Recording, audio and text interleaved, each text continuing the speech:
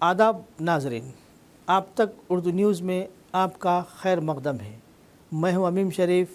पेश है आज की अहम खबरें।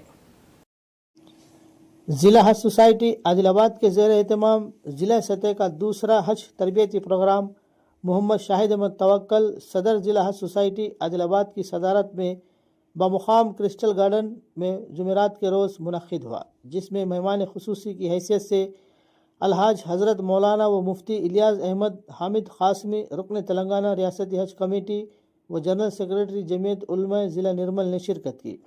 सेंट्रल हज कमेटी ट्रेनर अलहाज मौलाना मुफ्ती आसिफ उद्दीन नदवी साहब ने मुखातिब करते हुए हज व उम्रा के फ़ज़ाइल व मसाइल, अराकीन, फ़राइज़ व वाजिबात से मुताल्लिक़ तफसीली रोशनी डाली और प्रोजेक्टर के ज़रिए पावर पॉइंट प्रेजेंटेशन के ज़रिए आज़मीन व आज़िमात को मक्का और मदीना से मुताल्लिक़ तरबियत दी। क़ब्ल अज़ां अलहाज हज़रत मौलाना व मुफ्ती इलियास अहमद क़ासमी रुकन तेलंगाना रियासती हज कमेटी व जनरल सेक्रेटरी जमीयत उलमा ज़िला निर्मल ने आज़मीन व आज़िमात हज से मुखातिब करते हुए कहा कि खाने काबा का जो हम तवाफ़ करते हैं, चक्कर लगाते हैं, वो अल्लाह की मोहब्बत में करते हैं। इसलिए मुक़द्दस सफ़र हज को जाने से पहले ही अपने दिलों में आशिक़ इलाही को पैदा करके जाएं, ताकि हमारे दिलों में अल्लाह की मोहब्बत बैठ जाए।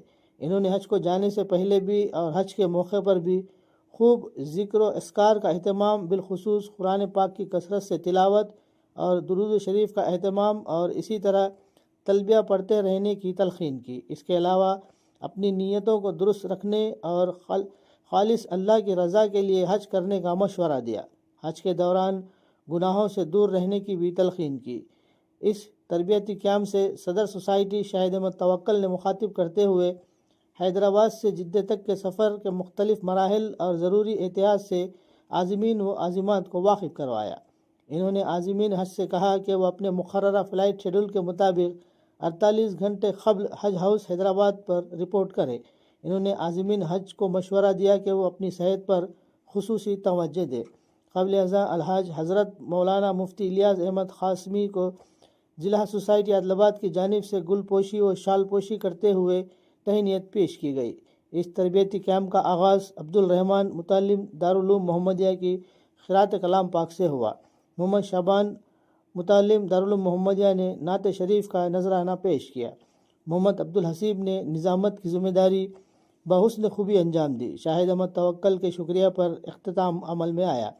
इस मौके पर हज सोसाइटी के ज़िम्मेदारान हाजी मोहम्मद आसिफुद्दीन, मोहम्मद अब्दुल हसीब, हाजी मोहम्मद अब्दुल शाहिद, हाजी मोहम्मद फ़ारूक अहमद, ज़फ़ीउल्लाह ख़ान, मोहम्मद मोहसिन, नूर ख़ान पठान, मोहम्मद एजाज़, सैयद ज़ियाउद्दीन, मोहम्मद अज़ीज़ुल हक़, अमीम शरीफ, खिज़र अहमद याफ़ई, असमद अली, मोहम्मद शफ़ी, मोहम्मद शारिउद्दीन, मोहम्मद सैफ़ुद्दीन ने इनायत की। इस तरबियती कैंप में ज़िला आदिलाबाद के मर्द व ख़वातीन आज़मीन हज ने शिरकत की। उम्रा कैसे अदा करें, और सुबह में तफसील आ चुकी है कि हम 3 काम करेंगे, उम्रा अदा करेंगे, हज करेंगे और मदीने की हाजिरी होगी। एक ही सोसाइटी है लंबाई, ये पिछले 20 साल से 2005 से अल्हम्दुलिल्लाह काम कर रहे हैं। हैदराबाद में मुस्तकिल कोर्स मैंने बनाया है। 10 दिन का कोर्स होता था, अब उसको और शॉर्ट करके 5 दिन कर दिया। तो अल्हम्दुलिल्लाह एक बड़ा प्यारा काम। और 2 बातें मैंने आपसे कही हैं, एक है सेहत और दूसरी है क्या है, दूसरी क्या है सर? तरबियत। उम्रे से वो मिलता है जो हज से मिलता है। हज से गुनाह माफ होते हैं, उम्रे से भी गुनाह माफ होते हैं, दूर कर देता है। और फला के शादी में देना था, फला बच्चे को पढ़ाने में देना था, बोला भाई वो उम्रे के पैसे ही देना नहीं वो जरूरी है। आप जो शादी कर रहे हैं ना, आप जो उड़ा रहे अय्याशी कर रहे वो पैसे दियो ना, उम्रे के पैसे देना क्या जरूरी है? उम्रा तो इबादत है ना, जो इबादत के काम नहीं कर रहे वो पैसे दो गरीबों को। इलियास अहमद क़ासमी साहब का यहाँ पर इस्तेमाल करता हूँ कि अल्हम्दुलिल्लाह स्टेट हज कमेटी की जानिब से साबित में ऐसा होता था, किसी ऐसे मेंबर को बना देते थे जिसको हज के मुताल्लिक़ कोई मालूमात नहीं रहती थी, वैसे हजरत को रुकन बना दिया जाता था। लेकिन इस दफ़ा अल्हम्दुलिल्लाह गवर्नमेंट ऑफ तेलंगाना की जानिब से उलमाए कराम को हज कमेटी में शामिल किया गया है। ये हम अपनी खुशकिस्मती समझते हैं कि यहाँ पर हमारे मुत्तहिदा जिले आदिलाबाद से हमारे मुफ्ती साहब को, मुफ्ती इलियास अहमद कासमी साहब को हुक्म मुंतखब किया गया है, जिनसे हमको बहुत सारी बातें भी सीखने को मिल रही है, जिनके हज का ताल्लुक मजहबी ताल्लुक से।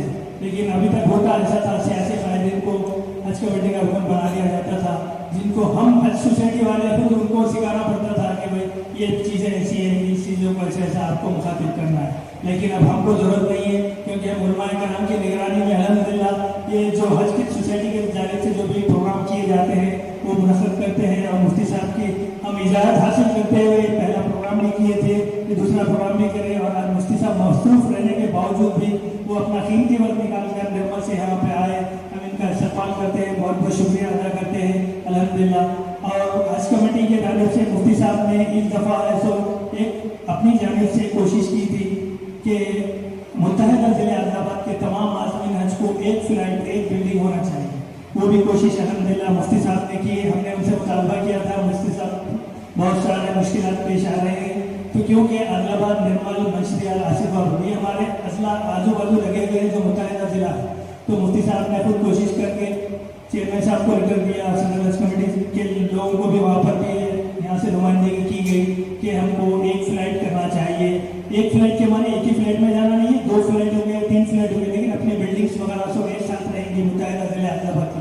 क्योंकि हम यहाँ के एक दूसरे से रिश्तेदार रहते हैं, एक दूसरे से मिलने वाले रहते हैं। वहाँ पर जाने पर हमको 40 से 45 दिन का वहाँ पे अरसा लगता है रहने के लिए, लिहाजा हमको वहाँ पर कोई मुश्किलात पेश नहीं आएंगे। इंशाल्लाह एक बिल्डिंग की कोशिश जारी है। और अल्हम्दुलिल्लाह मैं ज़्यादा टाइम नहीं लेते हुए मुफ्ती साहब को बात करने का मौका देता हूँ, क्योंकि हमको मुफ्ती साहब को सुनना है। हज कमेटी ऑफ इंडिया की जानिब से अगर कुछ हिदायत है तो मुफ्ती साहब इंशाल्लाह बयान करेंगे।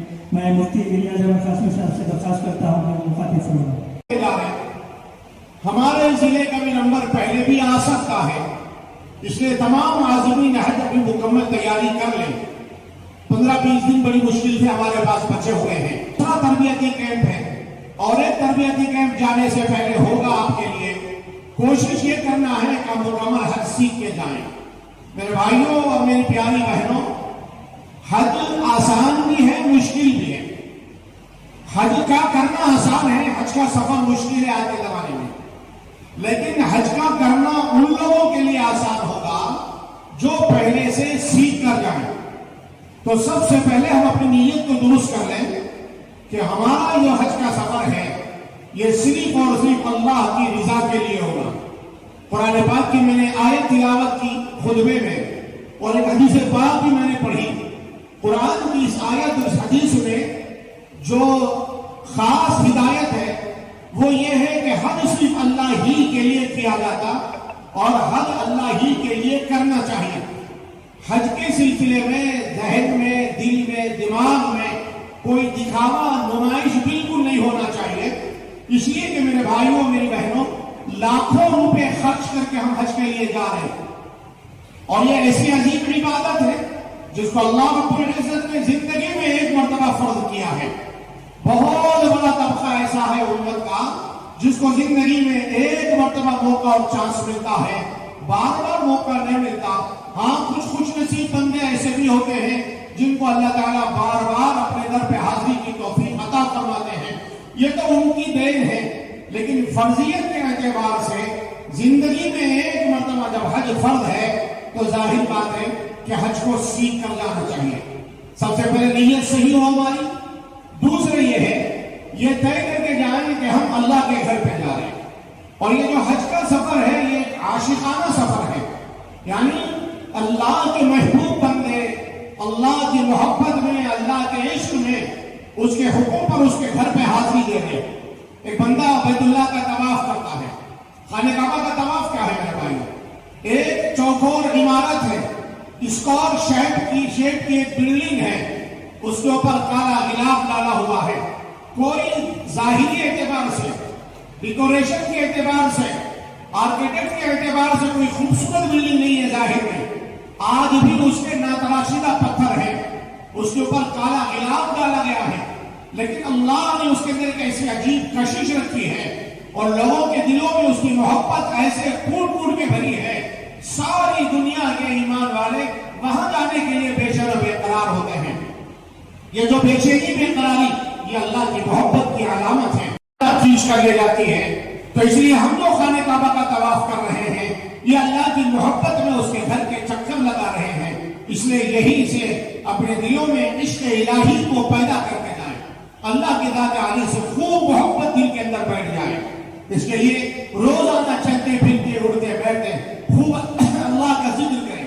تیسرے کلمے کا کثرت سے ورد ہو، اللہ اللہ کی صدائیں اور ضربیں لگائیں، بار بار اللہ کی طرف ذہن ہمارا جاتا رہے. اللہ کی ذات عالی کا استحضار کہ اللہ ہمارا خالق ہے، مالک ہے، اللہ ہمارا رازق ہے، اللہ ہمارا پالنہار ہے، اور سب سے بڑھ کے یہ کہ وہ 70 ماؤں سے زیادہ محبت کرنے والا ہے. ہم اس خدا کی بارگاہ میں جا رہے ہیں اس کی محبت میں، تو اپنے دلوں میں اس کی محبت کو جاگوزی کر کے جائیں. اس کے لیے نمازوں کی پابندی، روزانہ تہجد کا اہتمام. میرے بھائیوں، بزرگوں نے فرمایا تہجد کی نماز وہ نماز ہے جو صرف اور صرف اللہ کی محبت میں پڑھی جاتی ہے، جس کے اندر دکھاوا نہیں ہوتا، نام و نمود نہیں ہوتا. جس کے اندر روزانہ کی نمازیں تو ہم لوگ رسماً پڑھ لیتے ہیں. 5 وقت کی نماز، اذان ہو گئی، گھر والے ٹوکرے تو اٹھ کے چلے جا رہے، محلے والے کیا کہیں گے، محلے میں رہتا، مسجد کے قریب رہتا، نماز کو بھی نہیں آتا، یہ سوچ کر چلے جاتے ہیں، رسماً چلے جاتے ہیں. لیکن حقیقت میں دیکھا جائے تو اللہ کی محبت میں جو نماز پڑھی جانے والی وہ تہجد کی نماز ہے. اسی لیے کسی بزرگ نے فرمایا روزانہ 5 وقت کی نماز مؤذن کی اذان پر پڑھی جاتی ہے، لیکن تہجد کی نماز دل کی آواز اور دل کی اذان پر پڑھی جاتی ہے. تہجد اللہ کی لاڈلی عبادت ہے، اللہ اپنے لاڈلے بندوں کو نصیب فرماتے ہیں. تہجد کی نماز پڑھنے سے اللہ کی محبت میں اضافہ ہوتا ہے، اللہ سے عشق بڑھتا ہے. اس لیے ابھی سے عادت ڈالیں تہجد کی نماز کی. تہجد میں اٹھ کر اللہ کے سامنے روئیں اور اپنے سارے گناہوں کی معافی تلافی کرا لیں. حق باقی نہ رہے، نہ اللہ کا کوئی حق ہمارے ذمہ باقی ہو، نہ بندوں کا حق کس ہمارے ذمہ باقی ہو. کسی کا کوئی لین دین ہے تو ان کو لوٹا کے جائیں، کسی سے قرض لیا تو اس کو واپس کر کے جائیں. ہماری اپنی ذات سے کسی کو تکلیف پہنچی، کبھی لڑائی جھگڑا ہو گیا، کبھی بات چیت بند کر دی، کبھی ناچاکیاں ہو گئے، اختلاف میں کچھ بول دیے، ان کا دل دکھایا، ان سے معافی تلافی کر کے جائیں. اس لیے کہ میرے بھائیوں، ایک ہے اللہ کا حق، دوسرے بندے کا حق. اللہ چاہے تو اپنا حق معاف کر دیں، لیکن بندوں کا حق اس وقت تک معاف نہیں کرتے جب تک کہ بندے خود معاف نہ کر دیں. اس لیے جانے سے پہلے سارے گناہوں کی توبہ کے ساتھ ساتھ اللہ کے بندوں کے جو حقوق ہمارے اوپر ہیں، والدین سے معافی مانگ لیں، رشتہ داروں سے معافی تلافی کر لیں، اپنے بھائی برادری سے معافی تلافی کر کے جائیں.